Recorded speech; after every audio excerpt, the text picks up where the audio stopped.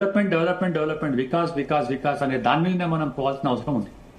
వి ప్రకాష్ గారు, డెవలప్మెంట్ అంటే డెఫినేషన్ ఏంటండి? డెవలప్మెంట్ అంటే విధ్వంసం. డిక్షనరీలో మార్చాలి మనం. ఎందుకంటే ఇవాళ ఖనిజ సంపదను నాశనం చేయాలి, పర్యావరణాన్ని నాశనం చేయాలి, నదులను నాశనం చేయాలి, డ్యాములు కట్టాలి. ఇవాళ కనీసం ఇప్పుడు 2070 విజన్ అంటున్నారు. భరత్ గారు, let me tell you, 2070 vision అంటున్నారు, 2047 విజన్ అంటున్నారు. 5 సార్లు ఈ విశ్వం నాశనం అయింది రాజకీయ నాయకులు తెలుసా? ఎక్స్టెన్షన్, 5th ఎక్స్టెన్షన్ అయిపోయింది, 6th ఎక్స్టెన్షన్ పోతున్నది. ఈ భూమి మీద ఒక పురుగు ఉండదండి 2070 నాటికి. మొన్న చూశారు మీరు, జమైకా ఏమైంది, ఈ శ్రీలంక ఏమైతున్నది, క్లౌడ్ బస్ట్ అవుతున్నది, ఆకాశ నదులు ఫామ్ అవుతున్నాయి. భరత్ గారు, ఇవాళ పిల్లల్ని మీరు ప్రపంచంలో ఎక్కువ నీరుండే నది ఏది అని అంటే అమెజాన్ అనేవాళ్ళు కదా, ఇప్పుడు ఆకాశ నది అంటారు. అట్మాస్ఫియరిక్ రివర్ గురించి మీరు చేయండి ఒక పూట, నేను చెప్తాను. ఇలా క్లౌడ్లు ఎక్కడో కాలిఫోర్నియాలో, చైనాలో నుంచి మొదలైన లేయర్ వచ్చేసి కాలిఫోర్నియాలో 10 రోజులు వర్షం పడతా ఉంది, డల్లాస్ లో వర్షం పడతా ఉంది.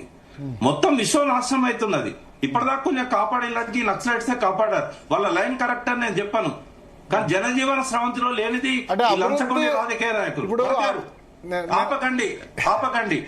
ఈ లంచగొండి రాజకీయ నాయకులే జనజీవన స్రవంతిలో లేరు. ప్రజల జనజీవన స్రవంతిలో నక్సలైట్స్ ఉన్నారు. వాళ్ళు చేసే తప్పు, వాళ్ళ పోరాట పందా తప్పు, గాని సర్వస్వం నాశనం చేస్తున్నారు. పోయేటప్పుడు ఏం కొట్టబోతారండి వీళ్ళు? ఒక్కొక్క నాయకుడు 1000 కోట్లు, వాళ్ళకి 1000 ఎకరాలు హైదరాబాద్ సరౌండింగ్ లో. పోయేటప్పుడు ఏం కొట్టబోతాడు? వాళ్ళకి అది చూపెట్టండి. అలెగ్జాండర్ పోయేటప్పుడు 2 చేతులు పైకెత్తాడు. ఆవేశం వస్తుంది భరత్ గారు.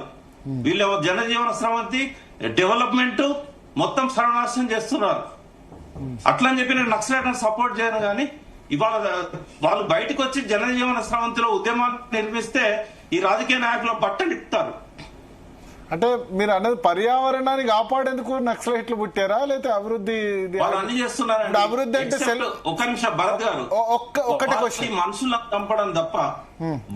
చంపడం తప్ప వాళ్ళ లైన్ నేను కరెక్ట్ చేస్తా. సెల్ ఫోన్ టవర్లు వద్దా? సెల్ ఫోన్ టవర్లను వేల్ చేశారు, ల్యాండ్ ఫోన్ వేల్ చేశారు, వద్దంటారా? ఫిగర్ చెప్తాను, మీరు నోట్ చేసుకోండి. పీసీఆర్ లో ఒక నిమిషం, పీసీఆర్ లో మీరు నోట్ చేసుకోమనండి. 8,000 నుంచి 10,000 మంది నక్సలైట్ చంపారు. నేను దీన్ని ఏది సపోర్ట్ చేయను, వాళ్ళ హింసావాదాన్ని సపోర్ట్ చేయను. 6,000 మంది దాకా వాళ్ళు చచ్చారు. ఆర్మీ 1,500 నుంచి 2,000 మంది దాకా ఆర్మీ చనిపోయారు నక్సలైట్ల చేతుల్లో. సివిలియన్స్ 6,000 మంది చనిపోయారు. 1999 నాటికి చనిపోయిన వాళ్ళు 1,500 మంది నక్సలైట్లు అయితే, ఇప్పుడు ఈ 25 సంవత్సరాల్లో చనిపోయిన వాళ్ళు 4,500 మంది ఉన్నారు. పీక్ స్టేజ్ 2003 నుంచి 2010 దాకా ఉంది. నక్సలైట్ హింసావాదాన్ని ఎవరు సపోర్ట్ చేయరండి, కానీ ఈ నక్సలైట్ల పేరు మీద అడ్డం పెట్టుకొని రకరకాల పర్యావరణ విధ్వంసానికి బీజేపీ ప్రభుత్వం, గతంలో కాంగ్రెస్ మన్మోహన్ సింగ్ ప్రభుత్వంలో ఎక్కువ ఎన్కౌంటర్స్ జరిగినాయి.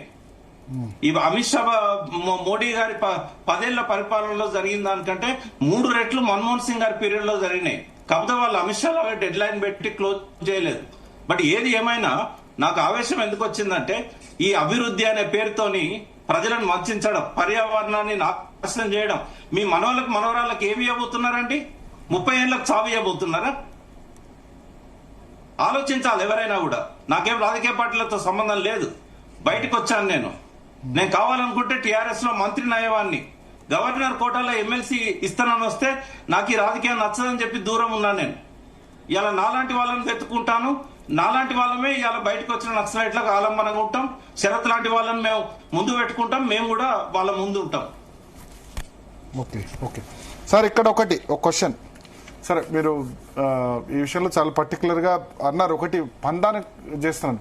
అయితే అభివృద్ధి అంటే ఇప్పుడు సెల్ ఫోన్ టవర్స్ను వేల్ చేశారు, బిఎస్ఎన్ఎల్ ల్యాండ్ లైన్ వేల్ చేశారు, స్కూల్స్ కూడా వద్దన్నారు ఆ ఏరియాస్లో, నక్సల్స్ ప్రభావిత ప్రాంతాల్లో హెల్త్ ఫెసిలిటీస్ను కూడా వ్యతిరేకించారు. ఇవన్నీ కరెక్టా? అవన్నీ లేకపోతే ఇవాళ ఆదివాసులు చదువుకునే వాళ్ళ, గిరిజనులు చదువుకునే వాళ్ళ, ఆదివాసీ ప్రాంతాలకు ఎవరైనా వెళ్లేవాళ్ళ, ఎడ్యుకేషన్ పెరుగుతుంది కదా. ఇప్పుడు మన లంబాడి తండాలైనా లేదా ఆదిలాబాద్ లో ఆదివాసీలైనా. మీకు మాట చెప్తాను, అంటే నక్సలైట్లు ఎప్పుడు వెళ్ళిండ్రు అంటే అడవులకు 90లో వెళ్ళిండ్రు. అది వరకు 40 ఏళ్ళు కదా అమృతోత్సవాలు చేసుకుంటున్న వాళ్ళకి తెలియదా? 1947 నుంచి 90 వరకు అమరాబాద్ చెంచుగూడాలలో కూడా పోవాలని తెలియదా? ఇవాళ ఇప్పుడు 20 ఏళ్ళు అయింది తెలంగాణలో నక్సలైట్లు ఖాళీ చేసి. ఏ అడవులలో వీళ్ళు గిరిజనులను ఉద్ధరించాలండి? ఇవాళ మేధాంత కోసం అంబానీల కోసం కదా అక్కడ టవర్లు వేసేది, రోడ్లు వేసేది. నక్సలైట్స్ ప్రభుత్వ పాఠశాలలో చదవద్దన్నారు కానీ వాళ్ళు చదువు చెప్పకుండా ఉండలేదు. వాళ్ళు వ్యవసాయ పద్ధతులు నేర్పిళ్ళు, జనగాం సర్కార్ తరఫున నీళ్ళ నిల్వ చేయడం నేర్పిళ్ళు. వాళ్ళు ఇచ్చింది జ్ఞానం అండి. వీళ్ళు ఇచ్చేది ఏంటంటే అజ్ఞానం. వీళ్ళు గుమస్తాలను తయారు చేస్తే లెక్కలు ఇస్తారు. ఈనాటికి కూడా చెప్తున్నాను, 75 ఏళ్లలో మనం నేర్చుకుంటున్నది అశాస్త్రీయ విద్యా విధానం, బానిస విద్యా విధానం. గుమస్తాలకు లెక్కలు నేర్పడానికి బ్రిటిష్ వాడు మెకాలే స్టార్ట్ చేసిన విద్యా విధానాన్ని మనం నేర్చుకుంటున్నాం. బ్రిటిష్ వాడు పెట్టిన చట్టాలను మనం అమలు చేస్తున్నాం. ఇదొక వ్యవస్థ, ఇదొక ప్రజాస్వామ్యం, ఇదొక రాజ్యాంగం. దాన్ని అమలు చేసే పద్ధతి 105 సవరణలు. ఇదానండి వ్యవస్థ అంటే. ఏం చేయాలండి మరి ప్రకాష్ గారు? మీ లెక్క ప్రకారం ఏం చేయాలి చెప్పండి. ఎందుకంటే పార్టీలో ఇలాంటి వాళ్ళు